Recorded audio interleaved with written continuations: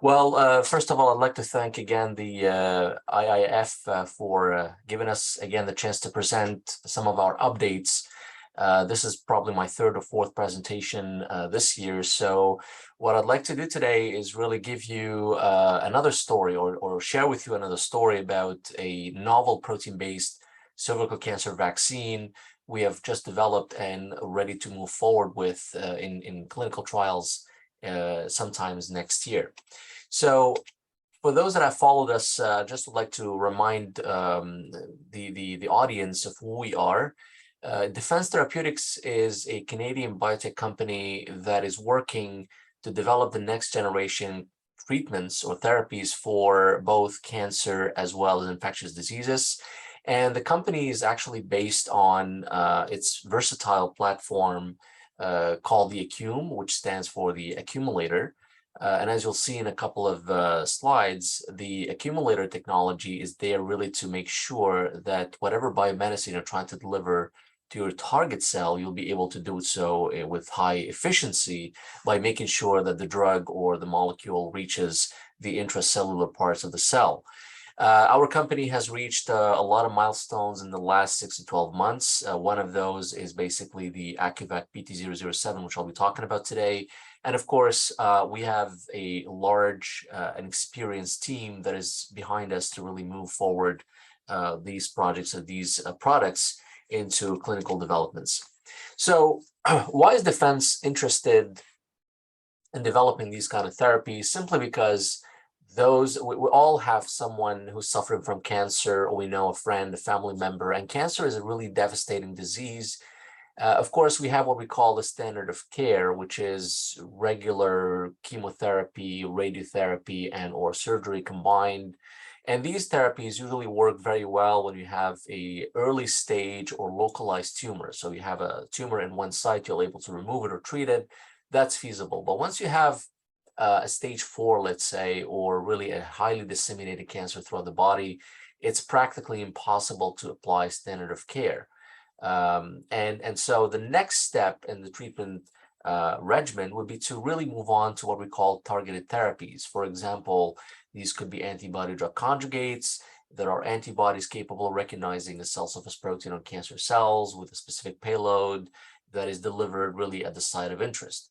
The problem is, even though these therapeutics have been shown some kind of interesting data, most of the time they are really facing problems with respect to their ability to reach target sites because of molecular limitations or molecular obstacles they're facing.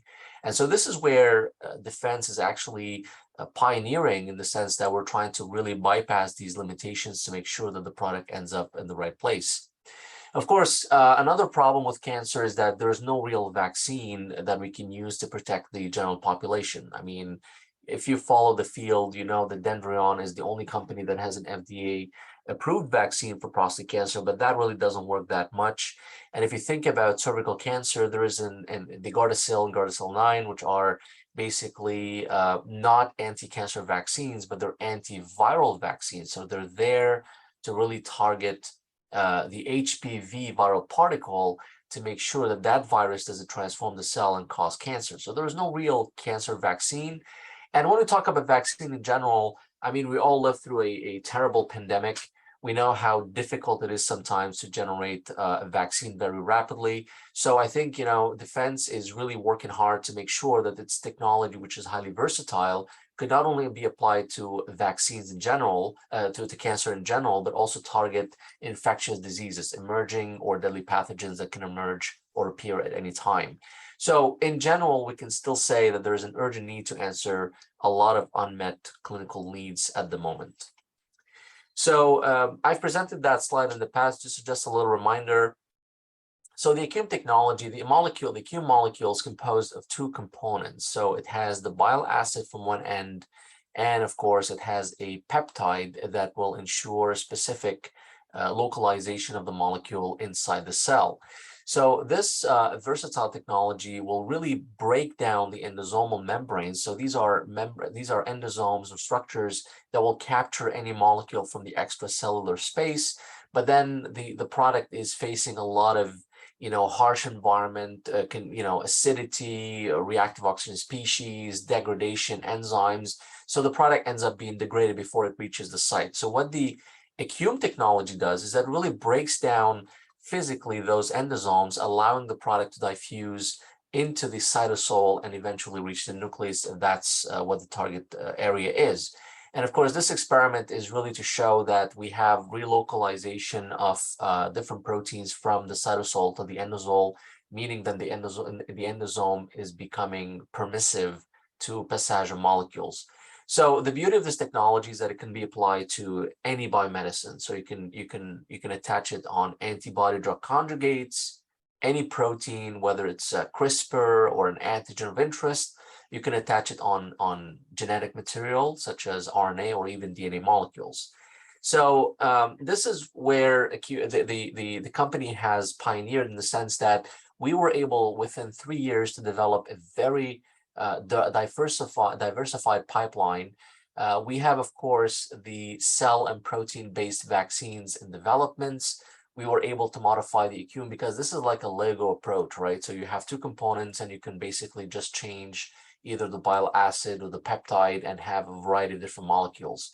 And that really led us to discover new properties of these Acume variants, such as molecules that have anti-cancer properties. And that's another program that we just recently published on and demonstrated that it's actually very potent as an anti-cancer therapy that we're moving forward to a phase 1 trial.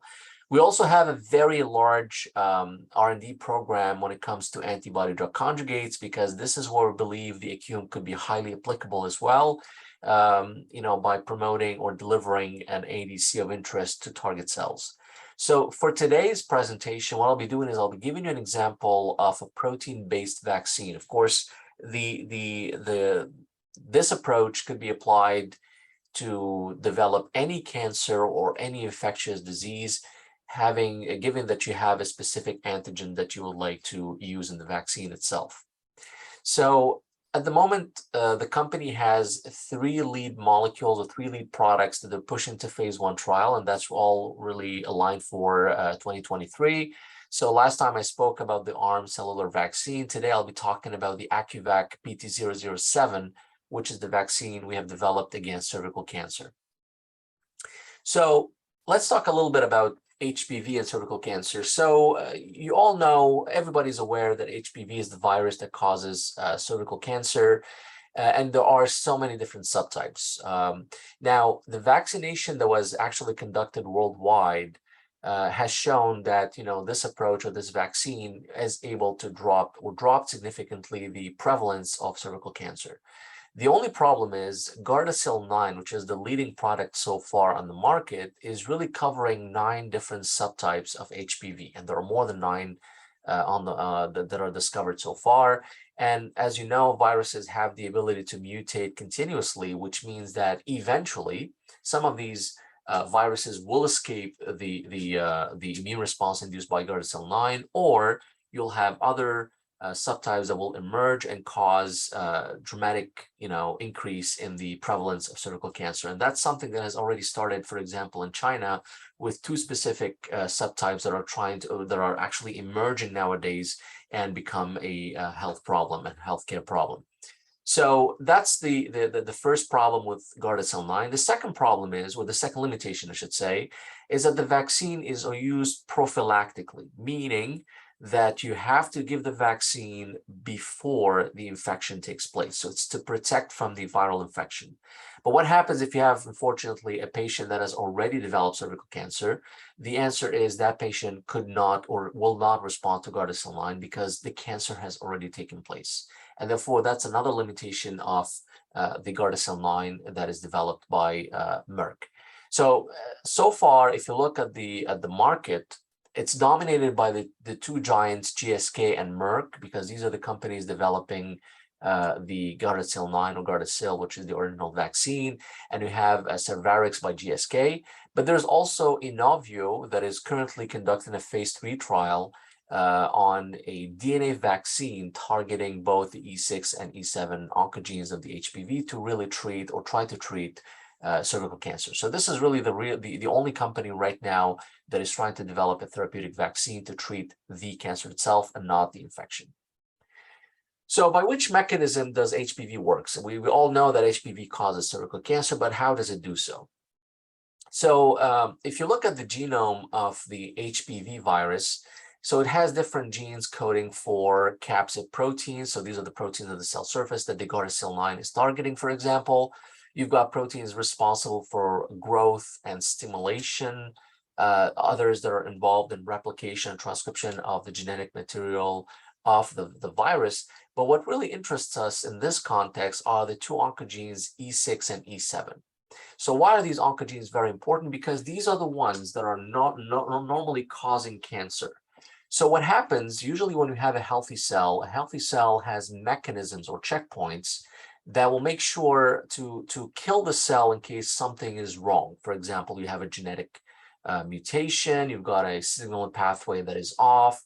You have these molecules such as P53 and P21 that are there to scout what's going on.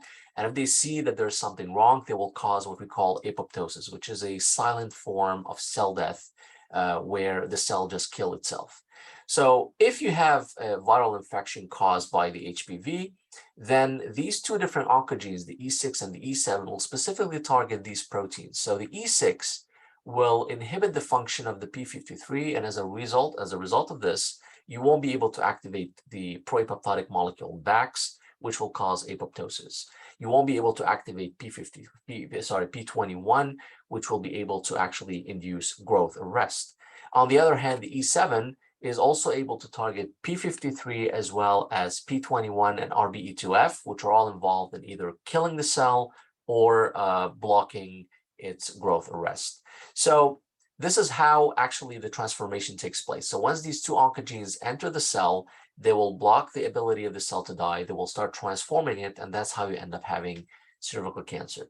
So when we saw that, we said, okay, well, that's an interesting target to develop a vaccine for two reasons. First of all, it's a protein that does multiple things in the cell. So if you can hit it, or you can make sure that the immune system sees it, that's great. And two, in cancer, we have a problem with vaccination because we're not able to find what we call a tumor-specific antigen. We hear about tumor-associated antigens, but we don't really have a tumor-specific antigen.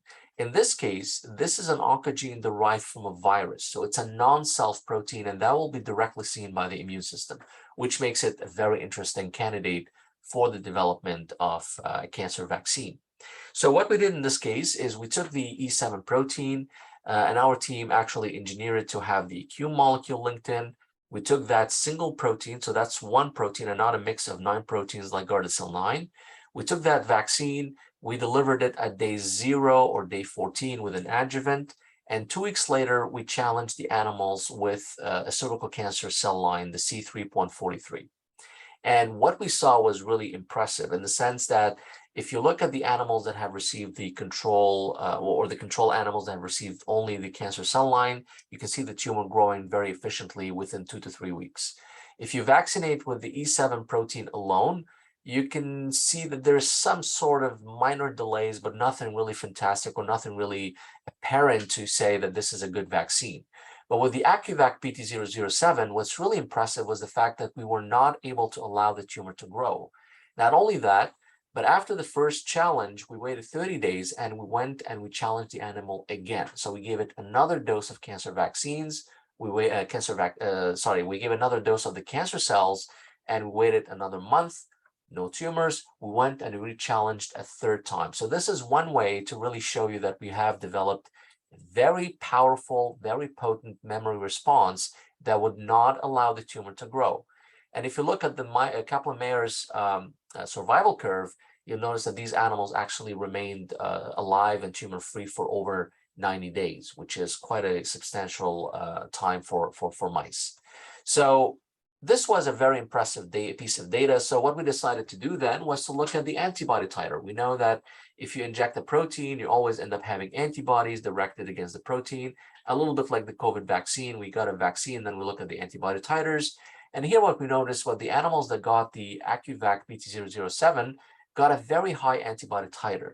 So even though you don't seem to see a big difference, remember that this is a logarithmic scale. So a little increase is tremendously high in terms of antibody amounts. So we decided then to conduct another experiment by taking the sera derived from these animals and then adding those on the cancer cell lines in vitro, because we wanted to see would these antibodies, for example, impair tumor cell proliferation in vitro. So that's not in an animal, it's really in a test tube. And what we noticed there is that if you mix the antibody titers derived from the AccuVac PT007 vaccinated animals with the tumor cells, you actually block their ability to proliferate or to divide, as opposed to the sera derived from the E7 vaccinated animals or even the control, where there you have a very nice proliferation taking place. So this is a very interesting, again, an interesting piece of data, because it shows you indirectly that the humoral response or the antibody response is also playing a very important role at impairing or impeding cancer cell growth. Even though this is interesting, and that shows you that now you can actually have a replacement, if you want to say, for Gardasil 9, but using one single protein, we then asked ourselves, could we use that vaccine, because that's the real potential of the vaccine, could we use it in a therapeutic setting? In other words, can we use it to treat patients that have cervical cancer? And so I'd like to remind everybody that nowadays, if you want to have a therapy against cancer, you can't really use something called a monotherapy. So you cannot come and say, there is a drug, there is an antibody, there is this, there is that, and would like to use it on its own. It won't work. Today, everybody's working with combination therapies. So because cancer is multifactorial, so it has different ways to dealing with the immune system, with biochemical reactions, with signaling. So you have to really attack it from different angles. So what's been done so far in the field is always combining your therapy with immune checkpoint blockers. So these are highly used in the cancer immunotherapy world. And really, you have here 3 examples that we've screened on the cancer cell line to see if they do express it in vitro. So we looked at the PD-L1, the CTLA-4, and the CD47. So what these immune checkpoints do is that they basically block, let's say, the immune system from attacking cancer. So if you have PD-L1 on the surface of cancer cell interacting with the PD-1, which is the receptor on the immune cells, that's a negative signal. Same thing with CTLA-4. What's interesting with CD47 is that it gives a don't eat me signal to the immune cells. So the immune cells usually will attack cancer, will eat them up. But if they see CD47, that's a don't eat me signal, so it's going to block them from attacking tumors. So when we screened our cervical cancer cell line with these 3 different markers, we found that CD47 was highly expressed. So the first experiment we did is we said, okay, well, let's vaccinate after we transplant the tumor. So the tumor was transplanted on day 0. Then a couple of days after, we started giving the vaccine, and then we started injecting the anti-CD47. And there what we found was really, really interesting, in the sense that we noticed that there is a dose response curve by increasing the dose of the vaccine. So we combined, let's say, we tested between 1 and 10 microgram of the vaccine with a stable dose of CD47. And we noticed that the more we give of the vaccine, the higher the immune response, the higher the potency of the vaccine. But what's really important, what's the take-home message in this case, is that CD47 works pretty well, or synergizes pretty well with the vaccine when delivered at 10 microgram per kilo, and the animals remain really alive for a period as long as 40 days. So this is really encouraging, and it shows that the vaccine could be used to control tumor growth in vivo. Now, remember, these are artificial models. So artificial models means the cancer is implanted. The cancer is growing much faster than in humans, but this is really a very powerful proof of concept demonstrating that the vaccine works to really block tumor growth, as opposed to the control where the animals die by less than 20 days. Now, with this CD47 data, we went back and we tried the other immune checkpoints, so the CTLA-4 and the PD-1. And even then, we noticed that if you combine the vaccine with these different immune checkpoints, you get a very nice control ability on the tumor, as opposed to the vaccine alone, where there you can see some sort of delay, but the animals all eventually succumb and die. whereas in the context of the immune checkpoints, you get a survival between 90 to 70%. So the take-home message in this case is that the vaccine is adaptable to the immune checkpoints. So you can use it with CD47, you can use it with PD-1, you can use it with CTLA-4 or any other immune checkpoints that is currently in development, such as LAC3, TIM3, TIGIT, or any other agonist antibody. So really, it's a combination that, or you can even combine PD-1, LAC3, PD-1, CD47. So the combinations are quite large at that level. So with these data, we then asked ourselves if the vaccine is working very well in combination with the immune checkpoints, what is really required from the immune system for the vaccine to work? So the first experiment we did is we actually vaccinated animals that have a deficiency in a transcription factor called BAT3. So BAT3 is a transcription factor responsible for the development of the best antigen-presenting cells we have in our body, called dendritic cells. So these are cross-presenting dendritic cells. If you remove them from the host and you vaccinate, even though you deliver the anti-PD-1, you can see that the vaccine potency is kind of lost. So you end up having 20% survival as opposed to 70% on a wild-type animal that is receiving the vaccine with the PD-1. So the first observation is that for the vaccine to work, we need dendritic cells.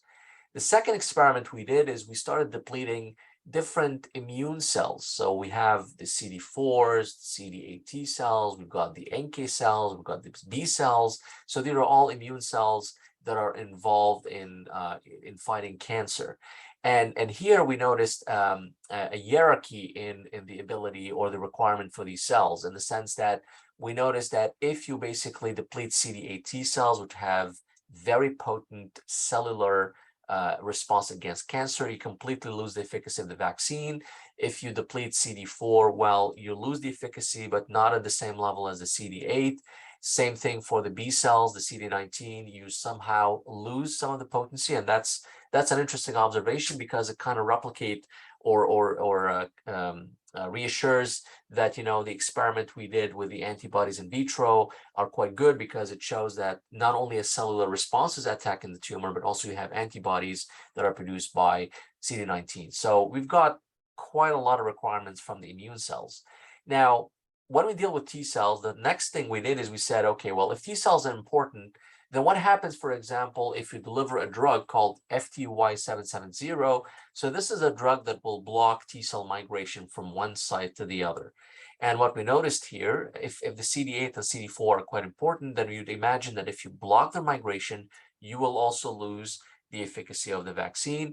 And that's exactly what we noticed. If you look at the red line here, you combine the vaccine with PD-1 and an FTY770, you actually lose the ability of the vaccine to create a protective response. So all this to say that now the vaccine is really efficient. It synergizes with immune checkpoints, but it really requires subsets of the immune system to be able to promote its activity, which is normal. This is what the point of the vaccine is. So GLP studies for this project have been completed on rodents by a third-party CRO. So now we're actually ready to move on to a phase 1 trial next year. So the idea is to conduct a 3+3 dose escalation study and eventually combine it with an immune checkpoint. And we are currently in discussions with members, responsibles in Europe and North America to be able to actually work on a partnership, because we're looking for a big pharmaceutical partner to be able to actually not only develop the conduct the phase 1 trial, but also move further to phase 2 and eventually even to commercialization when the product will be ready for the world. So I hope I gave you a good summary of the AccuVac PT007. And Phil, if you have any more questions, if you would like to inquire a little bit more about technology or other programs we have, I strongly encourage you to reach out to us. So you've got the website, the email address by phone, or you can also look at our press releases, because we publish a lot of our progress with respect to the activities that are conducted in the company. So thank you very much for this presentation and for this ability for the chance to present, and I'll be more than happy to answer any questions you have. Again, Dr. Rafi, thank you very much. This was an exciting presentation. I think it's very nice that every time you present a separate part of your company, it makes people having a lot deeper understanding of what's happening on your side. So if anyone has a question, please use the Q&A box. Dr. Rafi is you have the chance to talk with him, use it now. If not, as he said, please write him an email, or if you want a one-on-one, write us one-on-one at iif-forum.com. Maybe one question of my side for the ones that are not used to your sector, that are less pharmaco knowledgeable, how amazing it is that a lot of your early results show either 100% survival rate, over 60%. How incredible this is, and how can people measure that or compare it to anything else? Well, that's an excellent question, Julien. Basically, if you look at what the competitors have been doing so far in the preclinical world, when people see, for example, a delay in survival, so the animals, for example, survive 2 more weeks or 3 more weeks and then they die, they consider that this is a very good proof of concept, and they move with that to a clinical trial. In our case, what's happening here is that we're going beyond that. So we're going to the point where we're curing animals. Now, curing animals, I'm not expecting 100% cure in patients. That's not what I'm saying. But in a proof of concept, when you have a technology that is so potent and can cure 80, 90, 100% of these animals, then it tells you if you move on to the clinic, you're most likely going to see a cure rate of about 40, 50, or 60%. And that's okay, because this is a first generation products, and we're continuously learning. The other thing is we're trying to really not only re-engineer molecules, but we're trying to really target molecules that nobody has targeted before, or molecules that are basically for sure going to trigger a good immune response. As I mentioned earlier, when we're talking about cancer vaccination, cancer vaccines have been there since the late 1990s, but the problem is people have been using what we call tumor-associated antigens. So these are antigens that are found on our healthy tissues and on cancer cells, but they're overexpressed on cancer cells. But because the immune system is tolerant towards these, they're not going to work.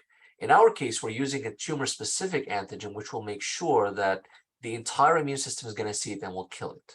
And so the point is, our technologies are there to improve by 100 to 200-fold the therapeutic potency of any biomedicine. So you'd expect that the efficacy will be quite high compared to the competitors. More than that, isn't it a surprise to you too that those kind of results we see in so many different tumors, in so many different research? Every time I talk with you, you have something new, you have something you're working on, you have new early results, and they all look promising. Yeah, I mean that's the and you should have seen the Acutux program, which is like another story. We're moving forward. You can see as I mentioned last time, the ARM vaccine.